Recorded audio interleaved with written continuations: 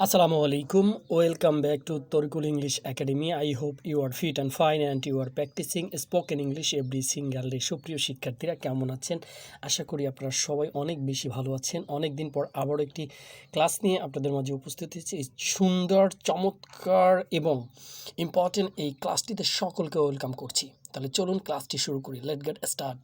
I saw him reading news paper. I saw him reading news paper. আমি তাকে সংবাদপত্র পড়তে দেখেছি। স মানে দেখা, দেখেছি।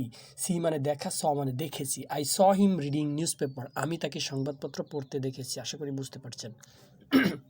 I watched the baby crying. I watched the baby crying.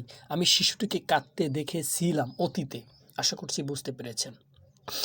We found them playing in the field. We found FOUND found them playing in the field. আমরা তাকে মাঠে খেলতে দেখেছি। তাকে দেম মানে তাকে বা তাদেরকে মাঠে খেলতে দেখেছি। ঠিক আছে, এভাবে হবে। We have seen him doing something at home. We have seen him doing something at home. আমরা তাকে বাড়িতে কিছু করতে দেখেছিলাম। আমরা we have seen সিন মানে ভার্বের 3 নম্বর ফর্ম। আমরা তাকে বাড়িতে কাজ করতে দেখেছিলাম। আশা করছি বুঝতে পারছেন। He came to me reading newspaper. সে সংবাদপত্র পড়তে পড়তে আমার কাছে এসেছিল। He came to me reading newspaper. সে সংবাদপত্র পড়তে পড়তে আমার কাছে এসেছিল। I told him the matter crying. আমি তাকে কাঁদতে কাঁদতে ঘটনাটি বলেছিলাম।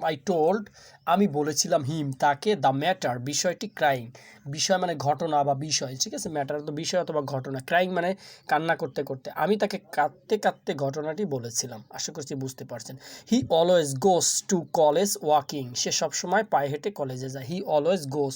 কেন গোস হয়েছে আপনারা বুঝতে পারছেন, কারণ আমরা third person singular number he নিয়ে এসেছি, এই জন্য ভার্বের শেষে এস বাই অনেক কিছু বোঝানোর এখানে বিষয় আছে, কিন্তু আমি আশা করছি এখানে এমন কোনো বিষয় নেই যেটা আপনি বুঝতে পারবেন না। তারপরেও যদি বুঝতে সমস্যা হয় আমাকে অবশ্যই কমেন্ট করে জানাতে পারেন। He always goes to college walking. সে সবসময় হেঁটে হেঁটে কলেজে যায়। আশা করছি বুঝতে পারছেন। এই সুন্দর এই চমৎকার ক্লাসটি আপনাকে কোথা থেকে দেখেছেন আমাকে একটু জানাবেন। আর সবচেয়ে বড় যে বিষয়টি আমি আপনাকে বলছি সেটি হচ্ছে যে আপনাকে প্র্যাকটিস করতে হবে। আপনি বোঝেন আর না বোঝেন, আপনি প্র্যাকটিস করে যান, একটা সময় ঠিকই আপনি বুঝতে পেরে যাবেন। তারপরে বলছি, যেহেতু এই ক্লাসটি আমি আপনাকে করাচ্ছি, আমি আপনাদের জন্য করছি, তারপর আপনার যদি কোনো প্রশ্ন থেকে থাকে তাহলে অবশ্যই আমাকে করতে পারেন। আর আপনাদের ভিতরে যারা ইংলিশ শেখার জন্য অনেক বেশি আগ্রহী এবং ইংলিশে কথা বলার জন্য আপনারা অনেক হার্ড আনসোল ট্রাই করে যাচ্ছেন দিনের পর দিন, তারপর সফলতা পাচ্ছে না, তারা অবশ্যই আমাকে কমেন্ট করতে পারেন। এবং সত্যিকার অর্থেই যদি ইংলিশ ভাষা আপনার জানার দরকার থাকে তাহলে আমাদের এই ক্লাসগুলো ঘুরে দেখে আসতে পারেন।